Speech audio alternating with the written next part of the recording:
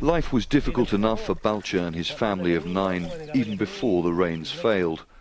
This year, he and millions of farmers like him across northern Ethiopia will face an even tougher struggle to survive. There is nothing we can do. We don't have enough crops to provide for our families. We are having to sell our cows to buy food, but the cows are sick because they don't have enough to eat. The only chance we have is selling belongings to keep our families alive. Villagers say a foreign aid organisation built the well in the 1990s.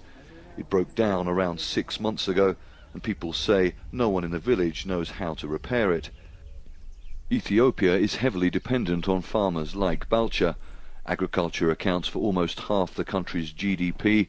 Around 3/4 of the population are farmers. Balcha grows corn and wheat on his 5.5 hectares of land. This time last year, he was getting ready to pick his crops. He harvested enough to provide food for his family and pocket around $3,000. This year, he will get virtually nothing. A walk through Balcha's field of maize here shows just how devastating an effect the lack of rains this year has had on his crop.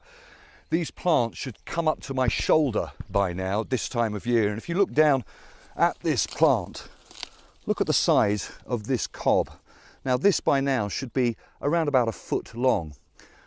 These plants are dying, and experts say it doesn't matter how much it rains between now and the end of the season, there is nothing that can be done to save them. Meteorologists are blaming the drought on a weather phenomena that originates thousands of miles away over the Pacific Ocean, El Niño. In Ethiopia, El Niño has brought dry trade winds. Experts say they warned the government. The result, the onset as well as the spatial and the temporal distribution of rainfall during June to September is very low as compared to past El Niño events. The government says it has allocated $35 million to deal with the crisis. The United Nations says the drought could leave 4.5 million people needing food aid this year. When we were informed about the problem, the federal government and the regional state authorities started an outreach program for the affected people.